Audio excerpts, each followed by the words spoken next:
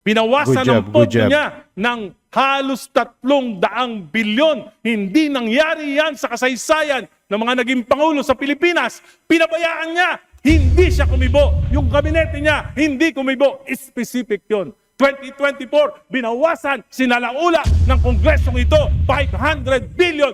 Binawasan ng President's budget, hindi kumibo ang Presidente, hindi kumibo ang ating mga kabinete.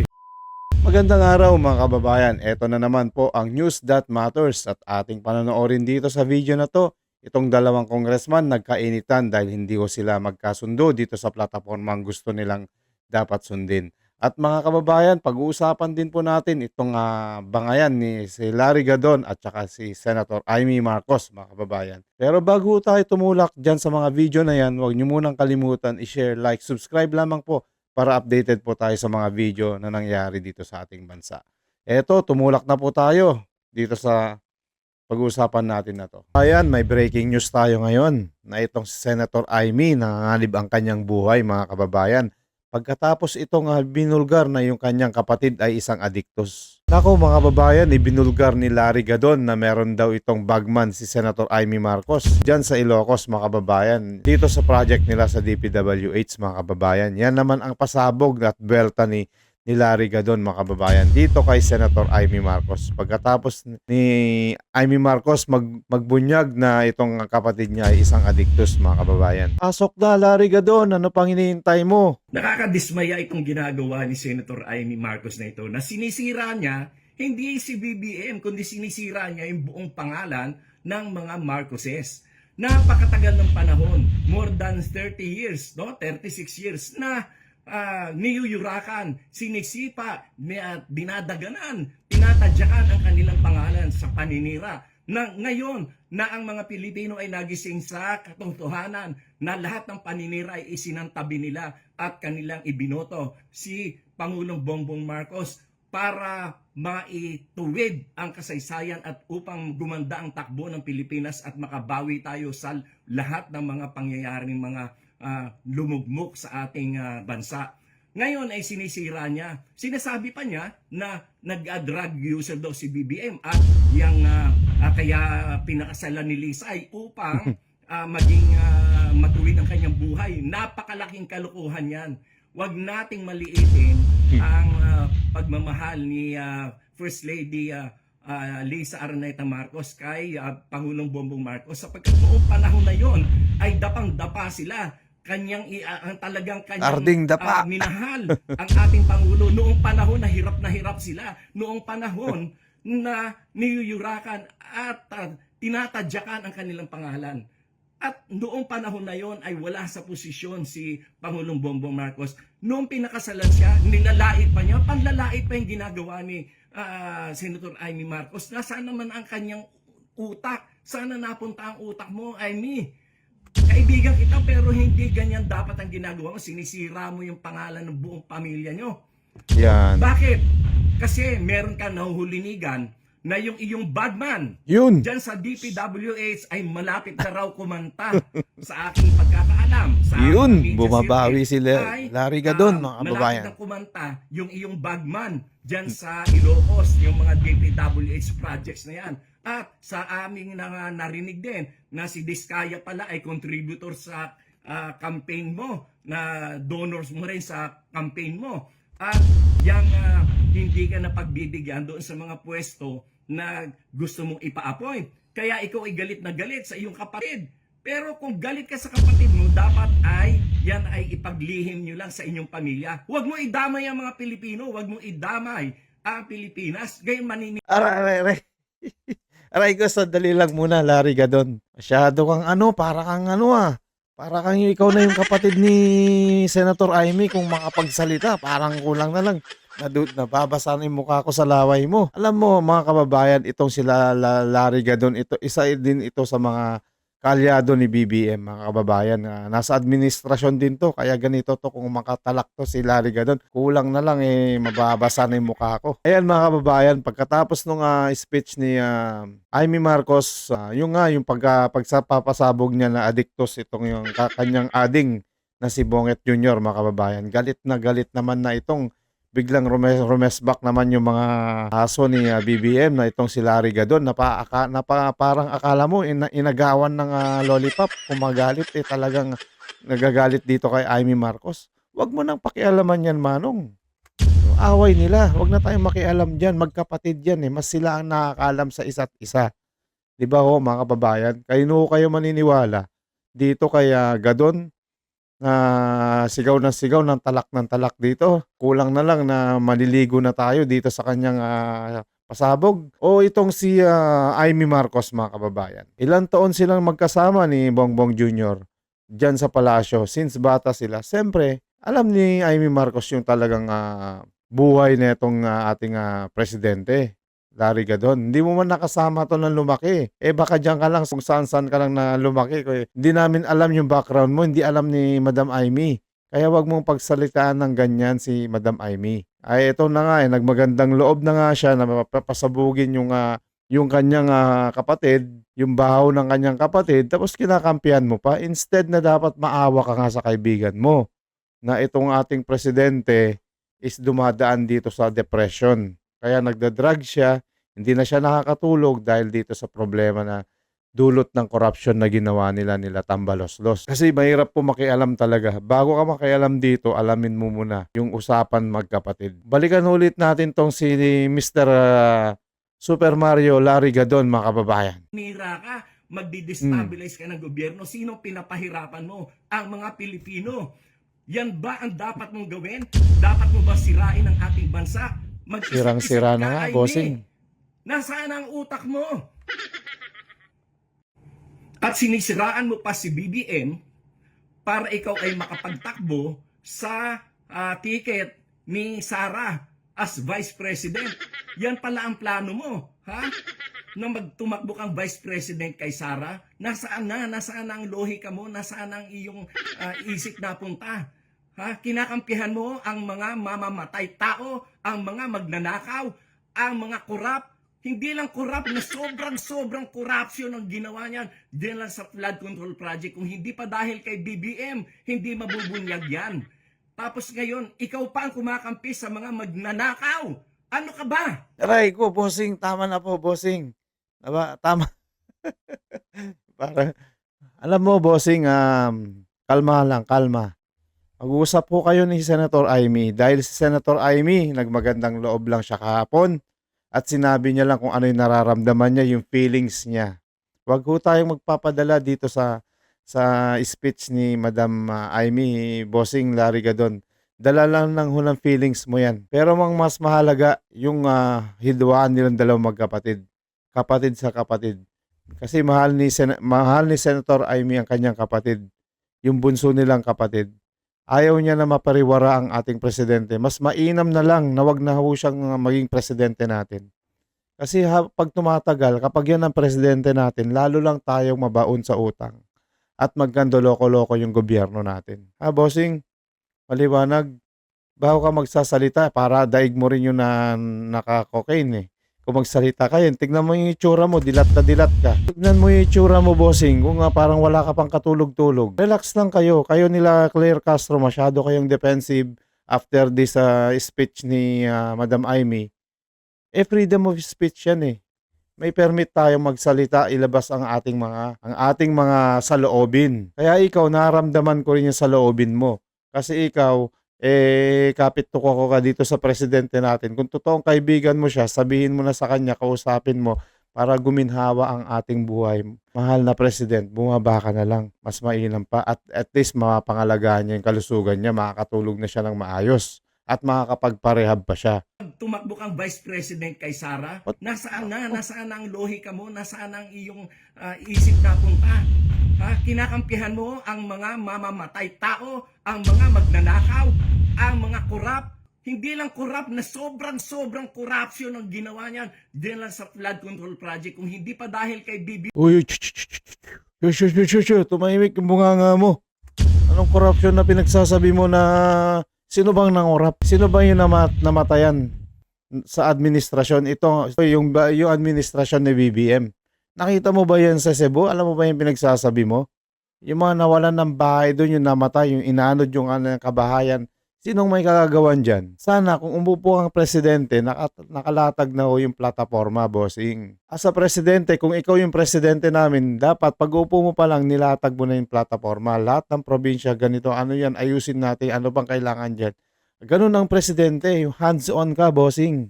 Hindi yun para kung kailan lang na may nangyari ng mga nasalanta dyan, na namatayan, na doon ka lang pupunta. Nako, late ka pa. Nauna pa yung vice presidente. Kaya wag mo sabihin na wag ka mag-blame ng tao. Kasi wala ka naman napapatunayan na yung mga nakarang administrasyon is ano. Lahat tayo walang perpekto. Kaya nga tayo presidente, gagawin natin yung best natin para makatulong sa kapwa. Si Tatay Digong, ginawa niya na yung best niya. Nung si Bongbong Marcos nag-addict-addictus si President Duterte ang ating presidente, tinimbrehan niya yan si Bongbong na tumigil na sa pagkokokain niya, yung pagsisinghot niya ng mga polboron. Nasa watchlist na siya. Kung talagang masamang tao yung dating mahal na presidente, on the spot pinakulong niya na. Binigyan niya ng chance. Nakakala niya nagbago itong si Addictus BBM. Ngayon, ngayon tinulungan niya pa maging presidente. Dapat nga vice-presidente yan eh. Dapat nga ngayon siya yung pinag-presidente, nanalo siya. Yan pa yung pinalit niya sa amo mo na sinasabi mong corrupt yung si Tatay Digong. Matindi. Maghunos diliho tayo, bossing. Dahan-dahan lang. Para maayos natin tong gobyerno. Nasa pag-uusap po to. BM, hindi mabubunyag yan. Tapos ngayon, ikaw pa ang kumakampi sa mga magnanakaw. Ano ka ba? Pambihira ang utak mo, I mean, mo nakuha yung utak mo. Si Sara, walang kapanapanalo yan. Wow. Sa pagka-presidente. Kayo lang ang nagsasalita ng ganyan sa pagka... Wow, double wow, wow.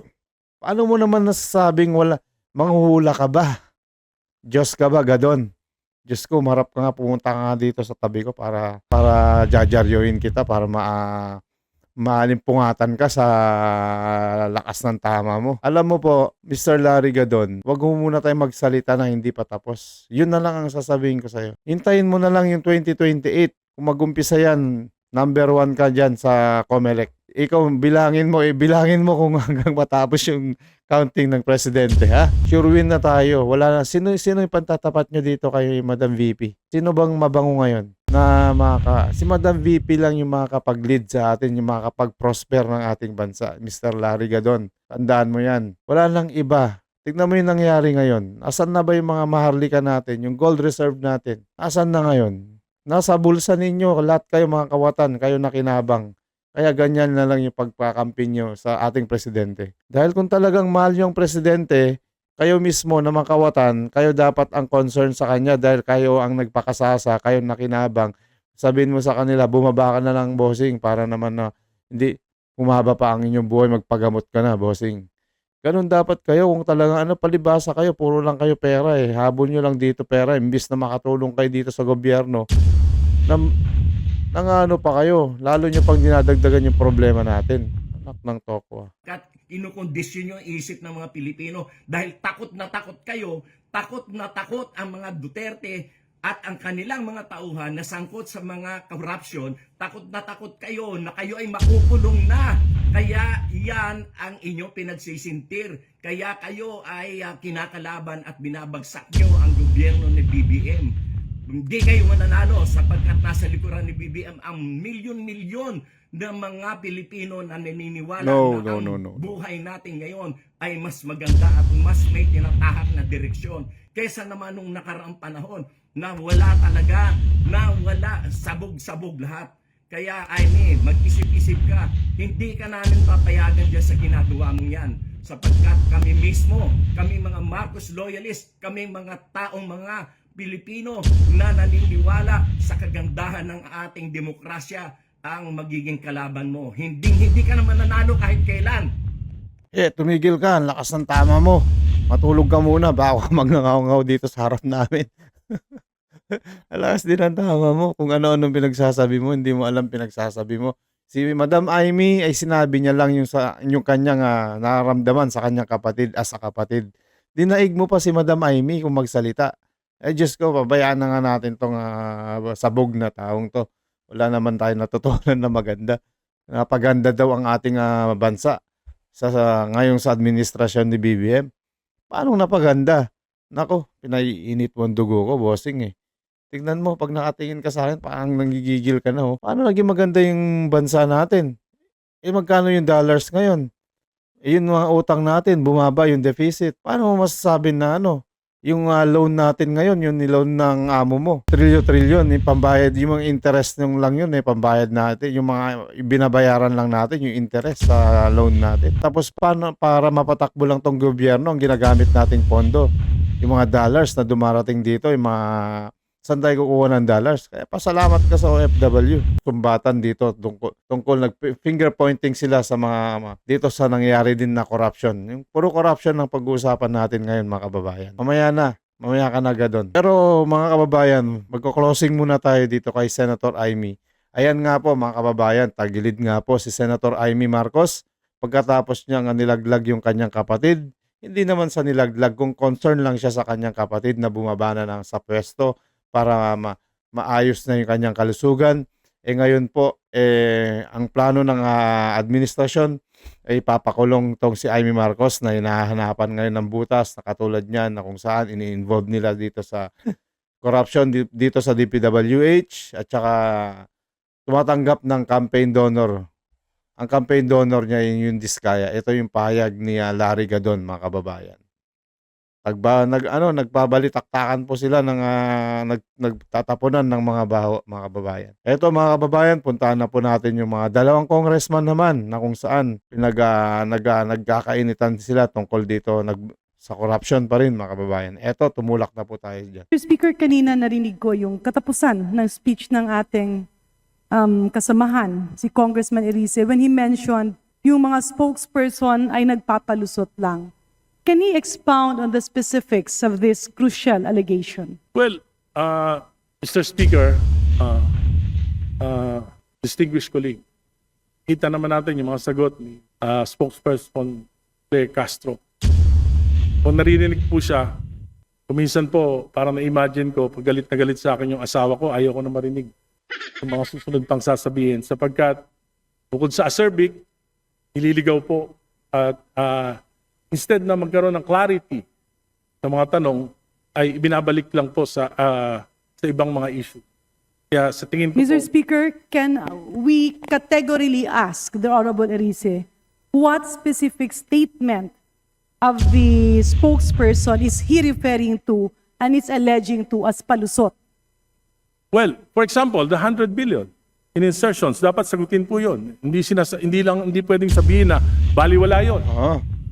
Yung 100 billion insertions, dapat po sagutin. Kasi po nakita ko yung listahan nun. For example, doon sa 100 billion in insertions, merong 1 billion for Philippine Coconut Authority. Na yung sa listahan ni Congressman Saldico. Wala namang problema doon. Kung nagbago ang isip ng Pangulo at kailangan niya maglagay sa Philippine Coconut Authority, wala namang masama doon. Basta hindi ghost project. Kung tayo na nga sa Kongreso, nakakapag-palit tayo nakakapag-insert tayo, nakakapag-divert tayo, yung Pangulo pa kaya, budget niya yun, yung hindi pwede magpalit. In other words, Mr. Speaker, distinguished colleagues, ang sinasabi po ba ng ating kagalang-galang na kongresista ay yung mga ipinapasok na line item during the bicameral conference committee or the Committee on Appropriations of both houses are recommendations from the President? Yes.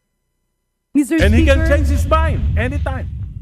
may you reiterate? Pasensya na po, medyo hindi po klaro yung last statement. You can check that?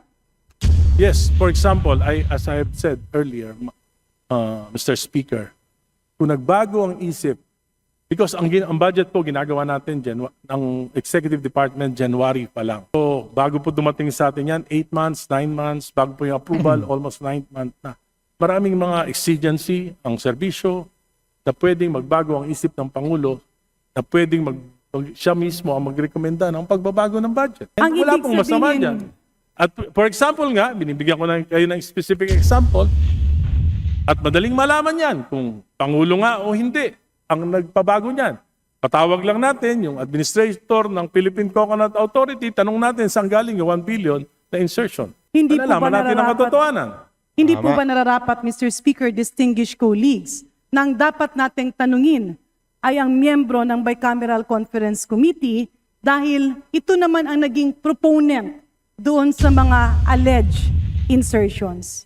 Ang sa akin lang, Mr. Speaker, distinguished colleagues, is orient me, my distinguished colleague, Honorable Erice, paano po ba ang nagiging sistema ng budget process?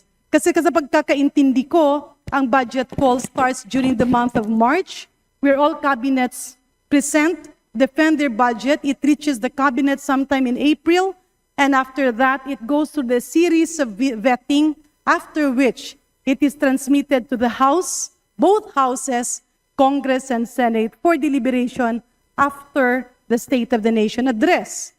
Pagkatapos po doon ay nagiging GAB, nagiging GAA, pero doon po merong prosesong first reading, second reading, third reading, bicameral conference committee meetings, at nagkakaroon na nga ng pinal na bersyon kung saan pinipirmahan ito ng presidente bilang pagsang-ayon doon sa ginawa na ng both houses after deliberation. Yes, tama ka po dyan. Ang presidente po ang pumipirma dyan sa BICAM na yan. Pero bago ho niya po ipirmahan, ito po yung manggagaling dito sa House Speaker at saka yung chairman ng appropriation na katulad niyan, si Saldico, na wala na dito.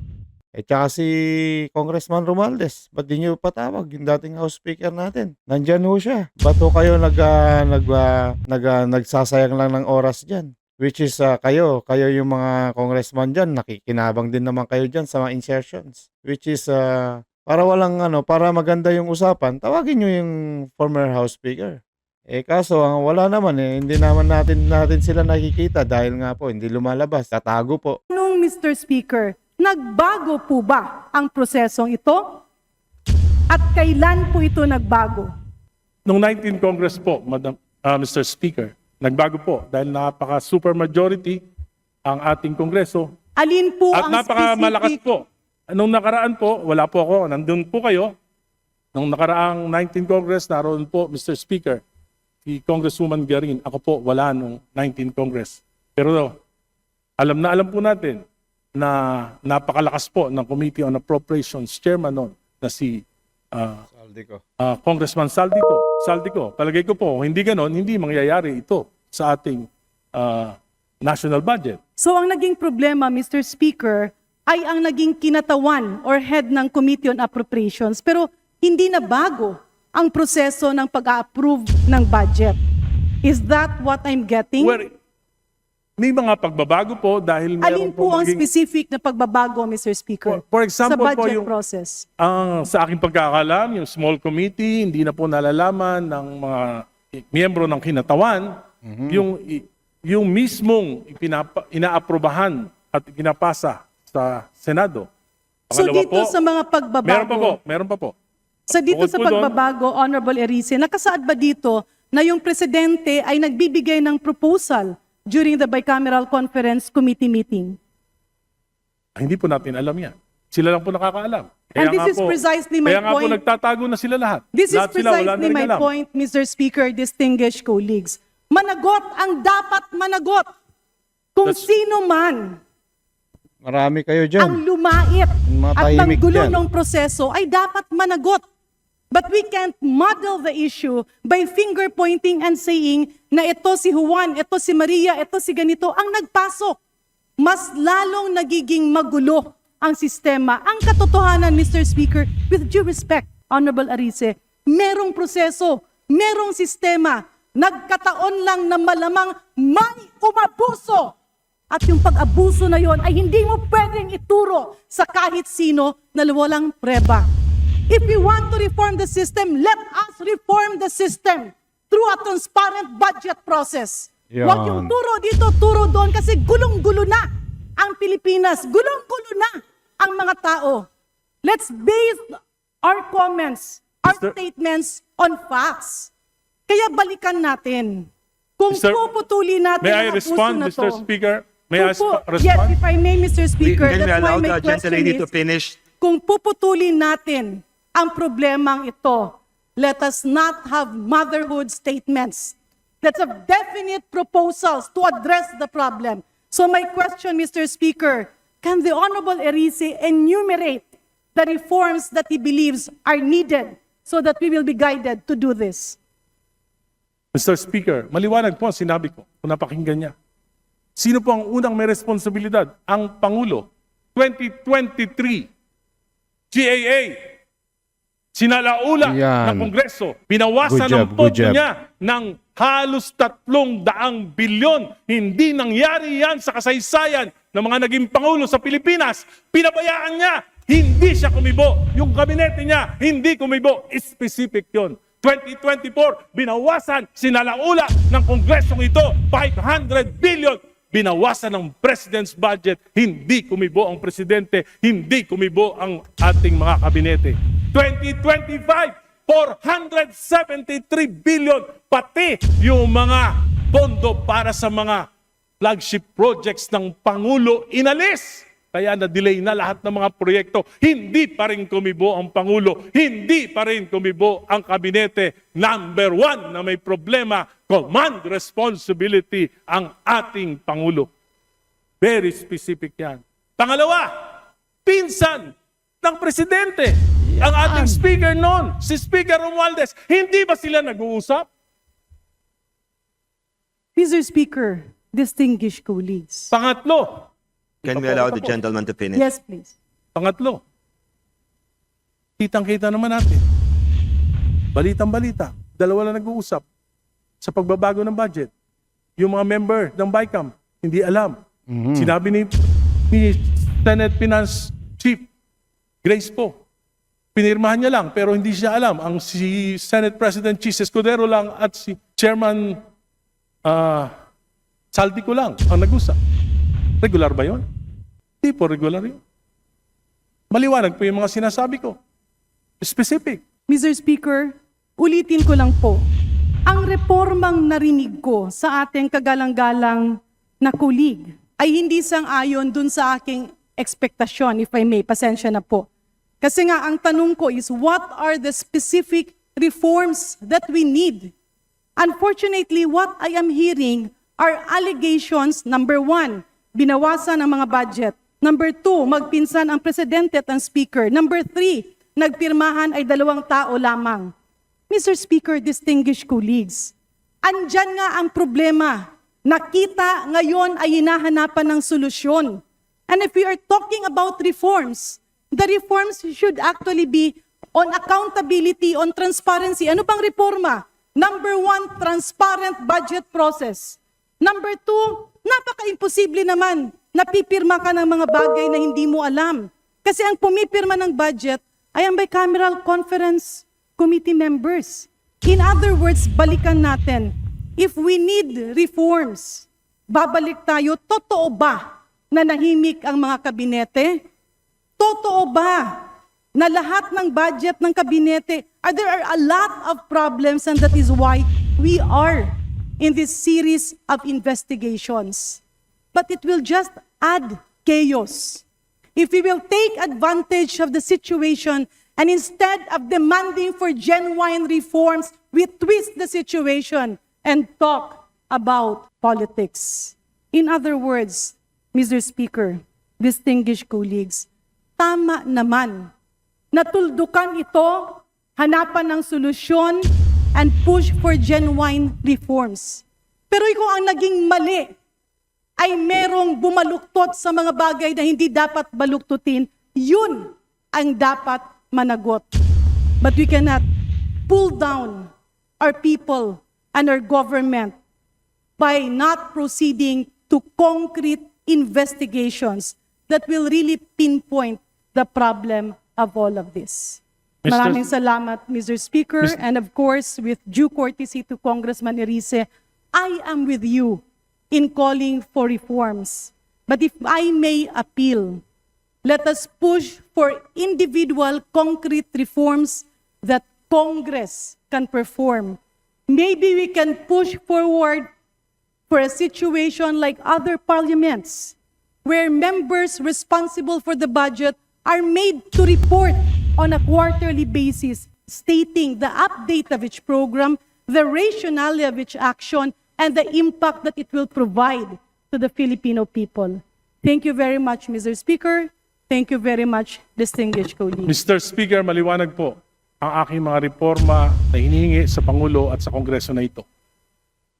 reforma, anti-political dynasty, inabastos natin ang konstitusyon.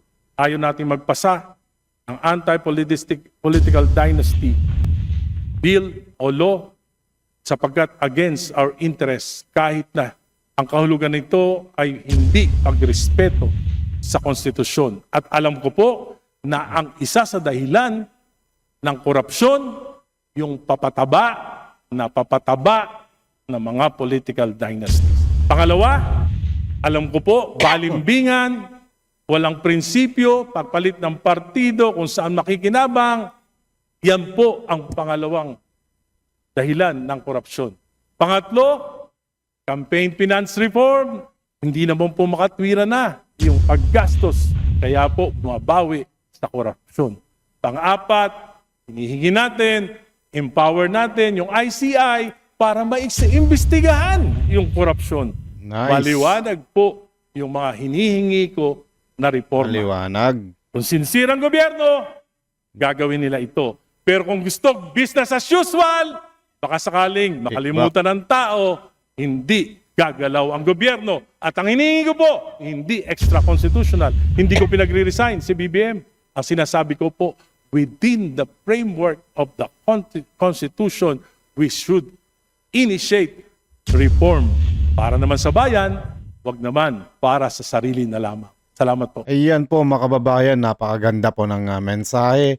Itong napakaganda po yung kanyang proposition na hinihingi lamang po dito sa Kongreso mga kababayan. Yung apat na yun, yung narinig natin, yung political dynasty, tsaka yung mga donor, campaign donor, papadaba sila nagpapataba.